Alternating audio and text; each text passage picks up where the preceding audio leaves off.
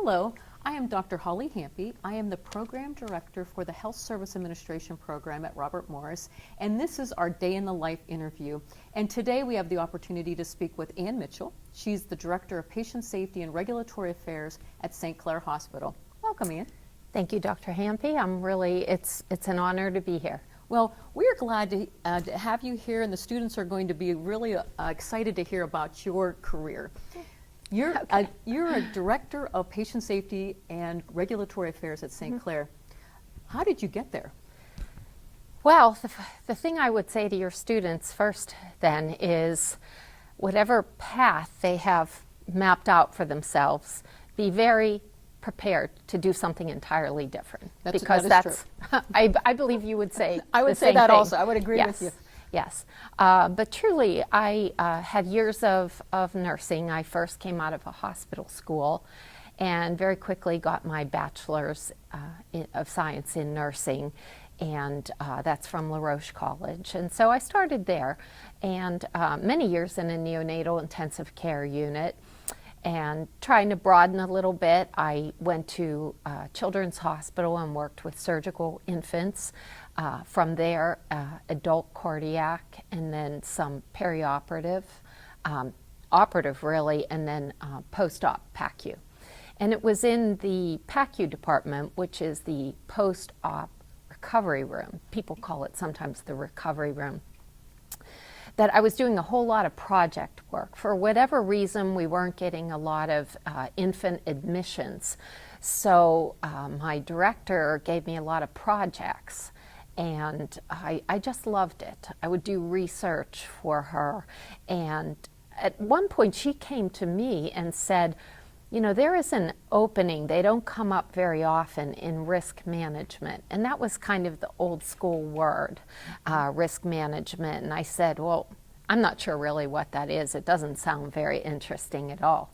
And she told me a little snapshot about what it was, and that I would be reporting to the legal department. And that kind of caught my eye, because for a while I was studying the LSATs and thinking about taking taking the LSATs. And when I got to meet with the chief counsel, I just was all in.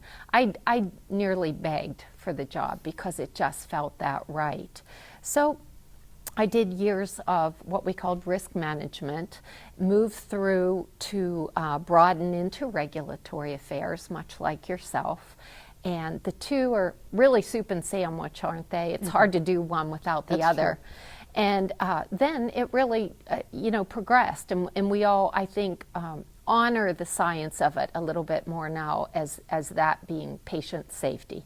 So for our purposes today, I would really use patient safety as the broader word. Mm-hmm. So what made you go from being a frontline worker to patient safety? Right. Again, I would give you my same first answer, that when I felt nursing, there was a very traditional chain of command there that was an option or an opportunity, but it didn't appeal to me. Nor did going into nursing education. That's another way to kind of ascend the ladder from there. But having made the sort of right turn that I tell you, what I feel is that it has a broader opportunity to influence and make a big impact. Because we're talking about the heart of healthcare, patient safety. So who didn't start working at a hospital, whether you're in finance or whatever, with the intention of always advancing patient safety? Well, it sounds a little vague, the term, but when you realize, if you look at even the Joint Commission standards, there are 17 different chapters. And again, another science that you're very close to. Now, as a frontline worker, you get to work with one patient at a time. It sounds as though that this move that you did, you're able to do a broader coverage and a broader impact on patients' care. That's how I feel still. A lot of it is even access. You know, I feel as though with the information that keeps coming from standards organization, keeps coming in from local regulatory and Department of Health, we have information that we need to get out. And that information is designed purely to advance safety for patients. I'm sure you recall back in the day when we were risk management, and we still use that term to some degree, but that has a little bit more of an insurance edge on it. But back in the day, in the 80s, we'll say, back before there were lawsuits, back before there was a lot of media attention on errors that happened in hospitals. When that first started happening, the doctrine of charitable immunity went away. The ability to sue doctors and sue hospitals came about. Well, that was a real slam to the medical malpractice insurance market. And suddenly, with the catastrophic loss fund in Pennsylvania that was slowly deteriorating, something had to happen because the physicians couldn't any longer afford the insurance, and the hospitals couldn't afford the insurance and even to pay for the physicians. We started losing obstetricians, emergency doctors, anesthesiologists. They're still, to this day, the three services that have the highest, maybe not the highest volume, but the highest dollar value when we'll say bad thing happens. So then the Institute of Medicine report came out on November 29th, 1999. And in that report, they said that as many as 98,000 patient harm events, deaths, happened because of the errors that were happening. Well, I think you remember that we didn't believe it. We thought that that was more media sensation. There had been a couple real high-profile events in the news, and we didn't really think that that was the case. So 2 years later, a few years later, the Crossing the Quality Chasm report came out again by the Institute of Medicine. And what they found is it was indeed even higher than before. So where they thought the total had been maybe 98,000, what they found out is there were over 100,000 infections that's just one subset of error. Over 100,000 infections were killing people in the hospitals. Still one of our biggest nightmares today, but certainly we've made a lot of improvement. All of that made me just fall in love with this and feel that there is sure value in our digging deep and becoming investigative and teaching everything that we could outside, with the standards and information we had. Yeah, definitely those two landmark cases, or two landmark to errors human and crossing the quality chasm, changed 360 from a risk management to a patient safety. You're the director of patient safety and regulatory affairs at St. Clair. Is there a typical day for you, or what would you say you do in your day? No. There is no typical day, and that's the good news and the bad news. One day I could be possibly going to, because we handle all the legal matters too, the medical malpractice, anything that would come in. So it might be a day where I get to go to a mediation and get to participate actively with our outside counsel, who we work closely with. So that's the far end of the continuum of bad things that happen. Or I may be on the beginning of the continuum and I'm just drilling through all of the electronic occurrence reports that come in. Somewhere in the middle there are a whole lot of committees, a whole lot of meetings with task forces, groups who want to do collaboratives on certain topics. So the days are very different. It kind of matters who shows up at the door first or who rings the phone first. Which little spark is going to cause the biggest fire, right? Yeah. You mentioned hospital committees that you're on. Can you elaborate on what hospital committees that you sit on? Right. Well, I should say that I have a full department, so I certainly don't take credit for all the work that goes on in patient safety and regulatory affairs. We have a clinical regulatory specialist. She was a former manager. She does a lot with something that's new, with some technology. So she has committees that relate to her field, and one of them is regulatory readiness. So that would be a very important committee. The patient safety specialist, again, a former nurse with a whole lot of experience. She sits on the medication event committee, as do I. She sits on the falls and actually drives the falls committee with a nursing person. I probably participate in more pop-up topical committees that come up as issues arise or as a new regulation comes out. And I also, I sit on the board level committee where we give information to the Quality, Safety, and Service Committee of the board. And that's kind of where all of this comes together. But I would say of the many other committees, the most important one to me is the Patient Safety Committee. It's monthly, and that's a committee that I chair. Explain the Patient Safety Committee. How did it come to exist? Yeah. Is there a law behind it? Right. Well, actually there is. It comes again out of the MCARE Act. And the MCARE Act followed a lot of the things that we talked about with the insurance that was such a catastrophe back in the 80s. In fact, it was the exclusive remedy that came out because the CAT fund essentially deteriorated. Through the MCARE Act, which the establishment of the Patient Safety Authority was a government, a Pennsylvania government agency. And again, just like the Department of Health, it's an agency that I consider kind of the good fairy, whereas the Department of Health is more like the hammer, maybe the bad fairy. I would agree with you. Okay.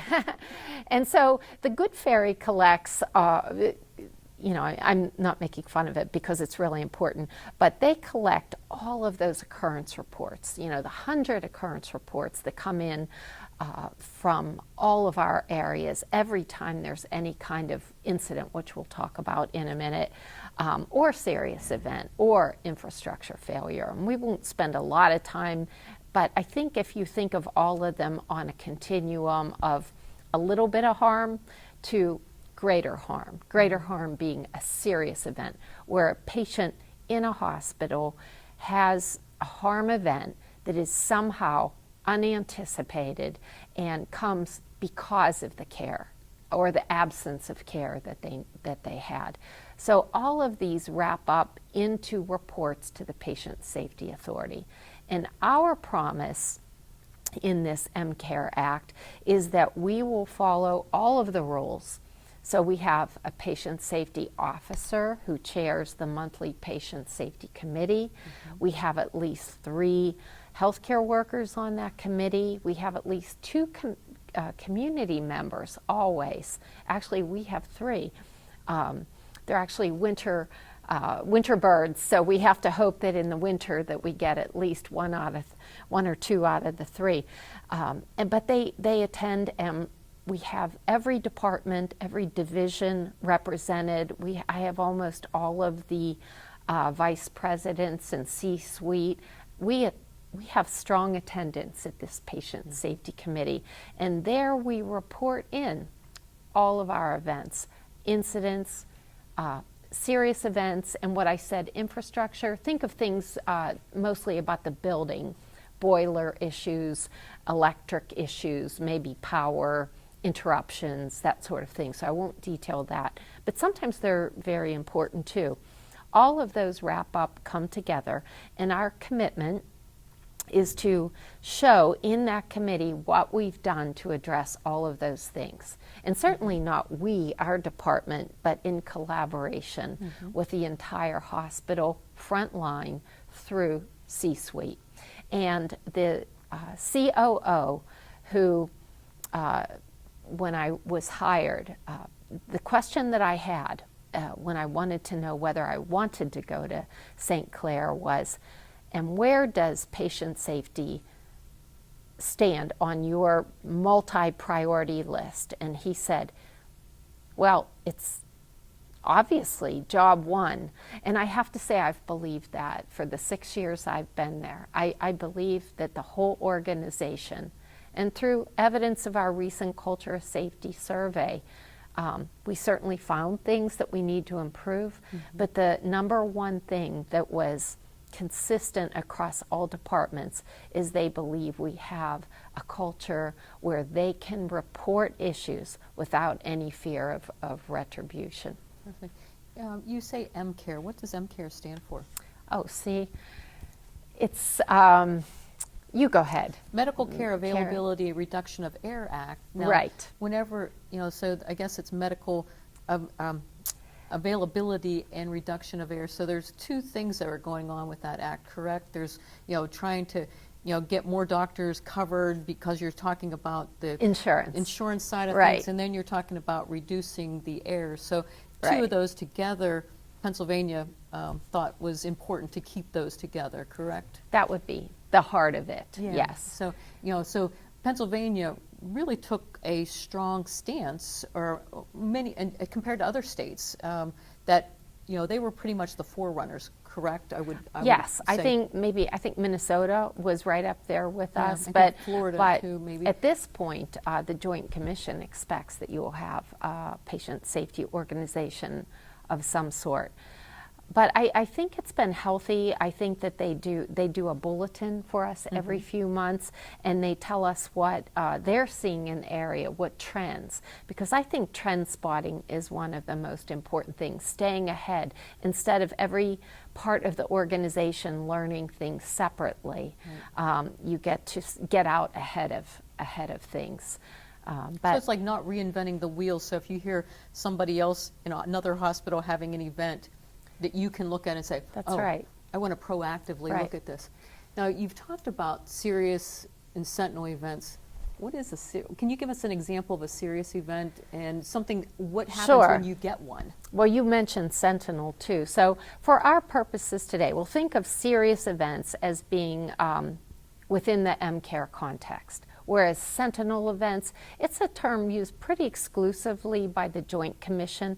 And so if you were thinking of an iceberg of bad things, you would think of the layer above the surface as being serious. All those things are serious, but at the very tip, the Joint Commission recognizes these sentinel events, and they impose a whole lot more. They would be an inpatient suicide, the unanticipated death of an infant or a mother, an elopement where someone ran from your facility and died. So it's almost always the worst of possibilities, the things that you would see in the newspaper, or not see if it wasn't reported. But the serious events are things that we do what you call a root cause analysis. And again, I would go back to the same relative definition. So you have a patient who has been harmed, either through maybe negligence, something that wasn't done, or something that was done that was inappropriate. Often it might even be a miscommunication.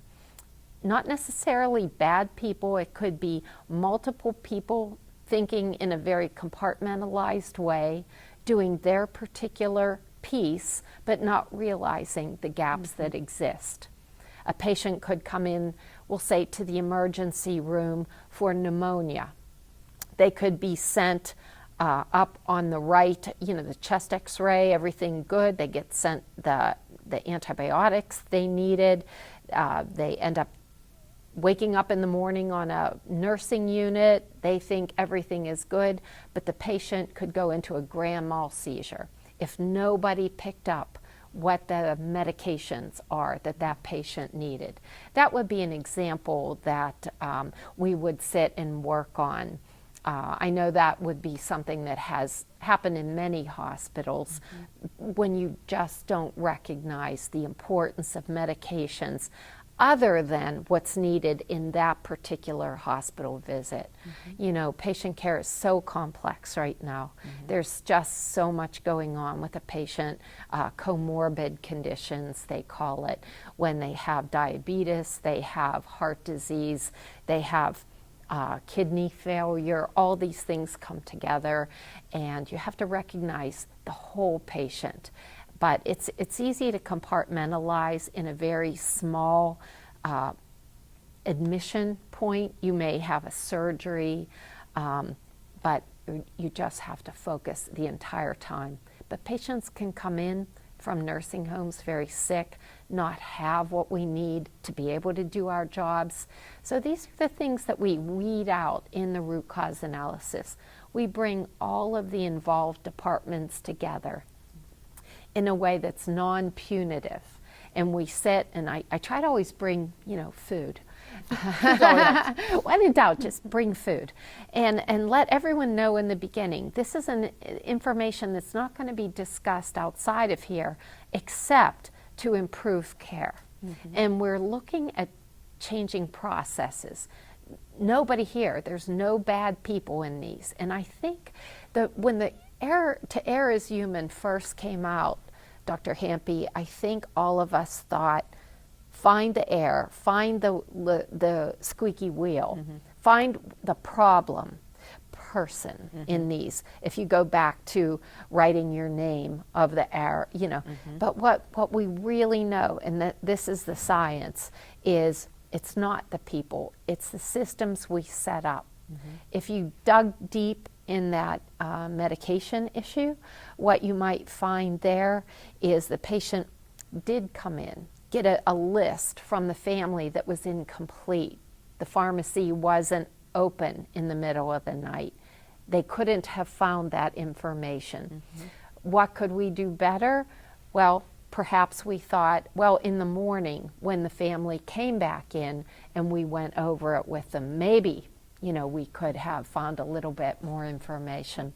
But that's often, that's just one of so many things that when you put in front of a group, and it's what I love about this work, you see this group who comes in initially feeling defensive perhaps, feeling that there's someone else that they hope is going to stand up for what they did wrong, and in the end walks away from them. When we walk away from these, and I find that staff person approach me in the hallway and say, I did not want to come to that meeting, and I learned so much. I can't believe that the doctors and chief, medical officer were asking me what I thought. So to me, you just fall in love with this all over again, right? So with the root cause analysis, you identify opportunities for improvement. Can you give us an example of an opportunity for improvement that might have happened from a root cause analysis? Boy, yeah, there's so many, and I think of, again, I'll go to some of the Joint Commission things that are so important that we've learned from across we have the first never event that the Joint Commission had was related to what they now call the Universal Protocol. And every hospital has had a wrong patient or a wrong site or wrong side type of surgery or procedure. It could be an interventional radiology. It could be, outside of the OR, any procedural area. But if you went back 20 years when we started bringing this into the committees, we'll say, and the physicians, surgeons were very clear that this was not up for discussion. They felt it could not happen to them. And I've seen time after time surgeons humbled when they actually, the person who was 20 years ago the most difficult, when he had an actual event, ordered buttons for everyone in the orthopedic department. He was actually the chair that, had an arrow and it said time out. And we adopted it I think you would admit, Dr. Hamby, this has been a rough go for definitely. everyone. You have to mark that site. It has to be with some kind of really visible type of mark, and it has to be clear that even after you put the drapes, by drapes I mean around where you're going to do the surgery, it has to be visible. And here's where it still falls down. Everyone has to stop, legitimately stop, all together in the room, and put their entire attention on the fact that they see that they read the patient's name, why they're there, what surgery they're going to do. That can become very rote actually, and remote too. And everyone in the room should say that yes, I can witness this, yes. And time again that falls down. Everybody's in a rush. So I would say that what we have learned from that in all of the hospitals where I've worked at least once is that when you bring that group together, they're humbled and they really say, I can't believe this has happened in my surgical arena. And we've come up with checklists. If you think of two of the best authors in the patient safety science, Dr. Peter Pronovost, still writing, he did all that work on CLABSI, central line associated bacteremia infections. They were like the number of those infections, we accepted that we just had infections that were CLABSIs. They're almost zero now. They're almost zero because of the checklist that each time, every patient should have all these things, not a good percentage of them, but everything on a checklist. Dr. Atul Gawande, my absolute favorite, mine too, writes the checklist manifesto. Why? Because as a surgeon, Harvard trained at Brigham and Women's, he too has had events where one thing was missed. And he said, you know, even when he wrote that book, he didn't have the event of his life. He wrote the book knowing it was good and that they did a pretty good job of their surgical. He adopted the World Health Organization checklist. But after that, he did have an event, a bleeding event, that he should have had a little bit more in place at his fingertips. He would have been able to, it came out okay. But again, he was humbled with the fact that he too had this happen. So I would say, by way of example, that may be a long way to go for the example, but I like to share that one because I think it's the never event that is ironic, because it will never be never until we really get real. And checklist makes it that every time, all the time, people will do the same thing. I think of the pilot, when you get on the plane, they go through the check sheet. That's right. And to make sure that no step is missed. So evidence-based practice, making sure that it's not becoming that a step would be missed. Right. Those checklists definitely make it. Now, you've talked about, you know, patient safety, and you're also regulatory affairs. You know, we've talked about the Joint Commission. If you could talk a little bit about the Joint Commission, and now the term is regulatory readiness. Yes. Can you explain how that, how the Joint Commission fits into your day, and how regulatory readiness changes what you do? Right. So they have, so we've talked about the law so far. MCARE is an example of Pennsylvania law. CMS is the big example of federal law. And so they have what they call conditions of participation. That's their rules. All of that, those things are the law. And in fact, I would say the highest law is CMS.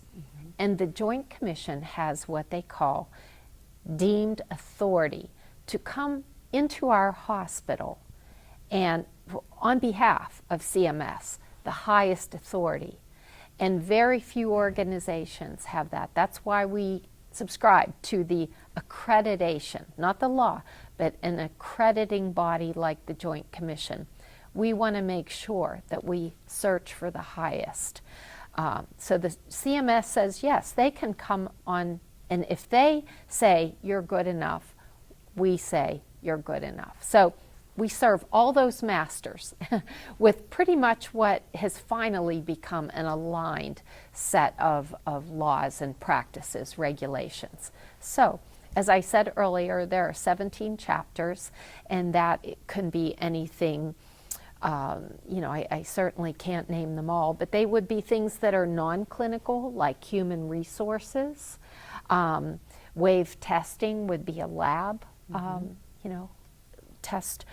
We can say that a lot comes out of medical management. I would say that's some of the most important in terms of trying to get things underway.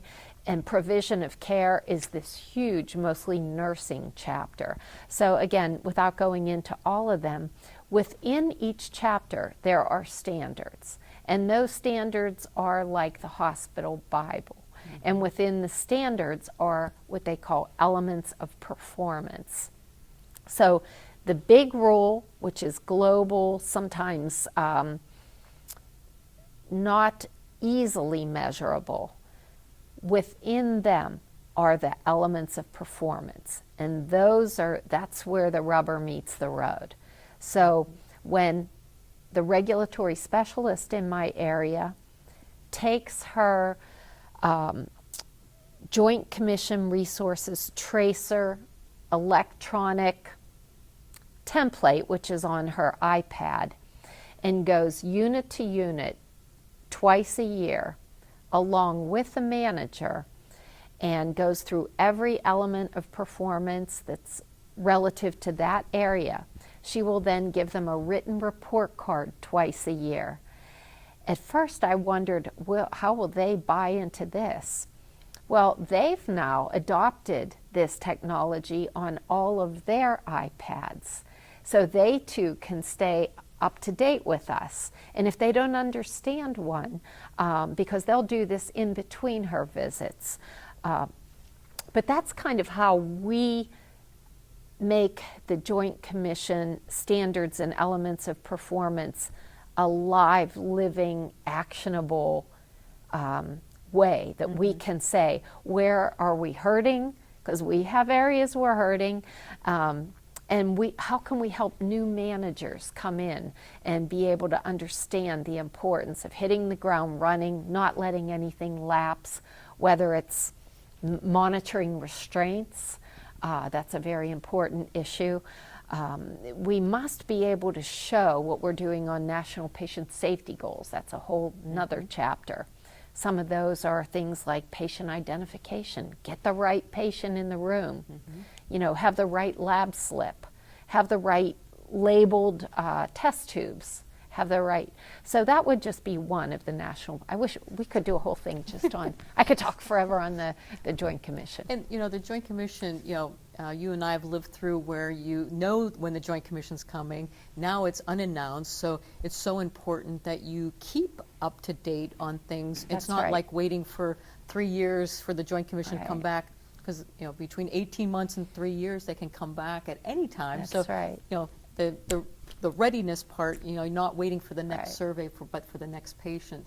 So it sounds as though the Joint Commission standards have helped to make it a better place for patients. And the universal protocols is a great example of it. Yeah. I think that they also, and again, I probably didn't make a better enough point about that, but they do come every 3 years. And the first half of those 3 years, you're pretty safe. And then the next 18 months, that's kind of what I call sort of our learning phase, relearning phase. And then the next 18 months, we're really buckled in, all strapped in, ready to go, and really just tightening every bolt. But they come every 3 years, but for the laboratory, they have a separate survey, and they come every 2 years. What would you say is a challenging Joint Commission standard? You talk about these standards, and I'm sure there are some that are easier to comply with, and there's some that are not. What would be a challenging one? Yeah, the backbreaker for all organizations, including us, was the degree of detail that they wanted on suicide prevention. Suicide prevention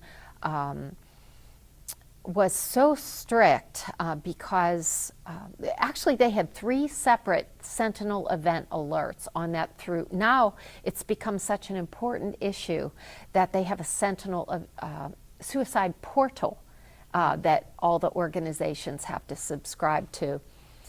Who knew suicide was the 10th leading cause of death? It is.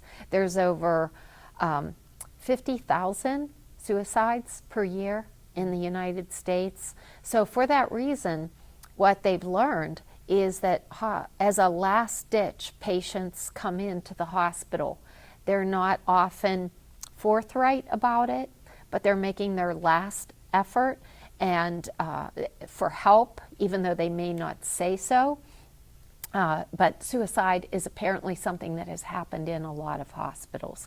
So for that reason, things as strict as we could never have a chair like this in any department where a patient at risk for suicide would be, because it has what they call ligature. Anything you could tie something around, even as low as the lowest rung on this seat would be considered a ligature risk. And ceiling tiles had to be kind of bolted in, a loose ceiling tile, so that would be a ligature risk. Mm-hmm. So to have been able to identify all those things was the hardest one to comply with in the last Joint Commission survey. We did fine ultimately, but I have to say there was a lot of pressure to identify everything that could potentially happen in a hospital. So that was a big one. Yeah. Well, it sounds like you are involved in so many things in the hospital. Is there things that you really like better than others? What are some of your favorite things that you do in your day? Oh, yeah. Well, I think that I like anything that pulls together a group of people where we're creating something new, where we're solving a problem. I think solving a problem, even if it takes a lot of meetings. We had a structural outside issue that wasn't conducive to patients coming in and out. And, we had a couple falls in that area. And pulling together people who I don't normally work with in construction, in facilities, being able to work with almost everyone in the hospital or outside at our off-campus areas, learning what they do every day and learning how hard their jobs are, and developing personal relationships. I can't say that there's anything I don't like very much, but I like when it's complex. Mm-hmm. It sounds like you're able to use a lot of your skills that you've learned over your career. Yes, and at the same time it's humbling what I don't know. I know that I go to a lot of younger, newer people in the field and ask for their help with even complex Excel pivot tables. I know I didn't learn that in nursing school, nor in the insurance classes I took, nor in any of the certifications I have, not in the legal departments that I've worked for. I have to say that I have gaps, and I am humbled by my own gaps. But again, to work with someone who can show me on my laptop how to do new things, that's great. You talk about building your team. How important it is to get people on your team that have different strengths than you? Right. I that's absolutely important, Dr. Hamby. And I didn't mention too that I have a paralegal who's amazing. She worked at a law firm for a lot of years. She's another example of someone who can explain some things that come into me with the different discovery timing issues. Also, a patient representative who's been there many, many years, probably 30, and when trouble brews with maybe safety issue, maybe communication issues, she's dispatched to any area. She too is a great teacher of mine. So I would say, to answer your question, there are vast numbers of people out there. And I often say you only know what you know, and the other people will help fill in the things that you may not know. Right. Right. Now, Anne, regarding you have your clinical background, how has your education background helped you in your position, and what educational resources do you look towards? Well, I did mention that I did get a master's in human resource management early on. Again, that was my early desire to move a little bit broadly in healthcare. The specialty was in healthcare, and I learned about finance. Again, not still one of my strongest points. My budget is, but I would say I got to understand organizational hierarchy and operations back then. So that was, again, formal education in that master's program. And then I took a certification in patient safety, a CPPS. And then I took a CPHQ and got that certification. I believe you still hold that certification as well, certified professional in healthcare quality. All those things, patient safety, quality. I took a lot of legal classes, got certifications, more like certificate type courses. I had the great fortune of being able to study at Mayo. We got to spend we're a Mayo affiliated organization. I got to take a nice longer time at Rochester campus. Very cold, don't go in February. And also visited their Arizona and Florida campuses. We took that Dr. Brent James course. That was really exciting in Utah. Again, he's someone for your students to look up. And those are the kind of things. So I say if I see it and it has something to offer, I'm going to find a way to take it, to learn, fill in those gaps. You're a lifelong learner. That was absolutely. I think I say that more and more at this age, lifelong learning. Now, if there's a student that's interested in patient safety, regulatory affairs, what would your advice be, your recommendations be? Oh yeah, I would say if you absolutely have a passion for this, you will know it. I would say do everything you can. Start even beyond your formal education to try to get a chance to get into healthcare organizations, network, meet people like us who have this passion. I would also say go on YouTube, look up the great ones, look up Dr. Atul Gawande, look at the things he's written for the New Yorker, look up Peter Pronovost. Right now, I'm very interested in Amy Edmondson, and she wrote the Fearless organization. And our collaborative at work is very interested in her thoughts on psychological safety. All of this really does wrap up together, but network, and then network some more.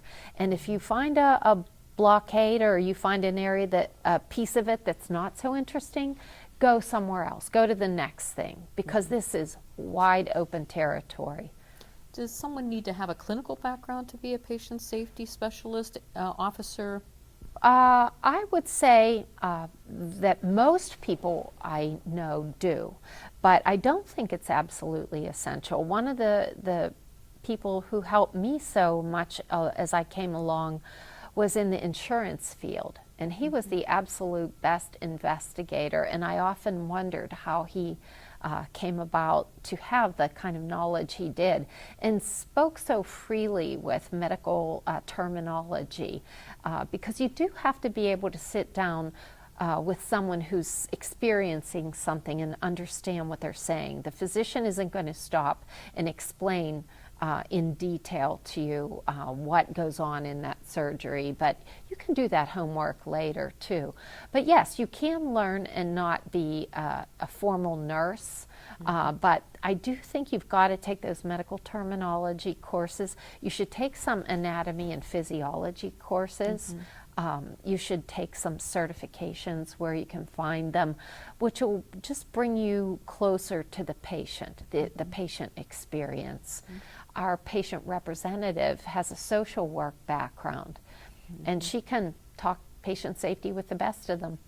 She can. In the beginning, you gave advice to the students to say, you know, be there. Your path might take you in different directions. Yeah. In closing, what other words of wisdom would you give to a student that is looking to start a career in healthcare administration, be it in patient safety and quality? Yeah. What would be your words of advice? Yeah. Well, I would say the biggest word is passion.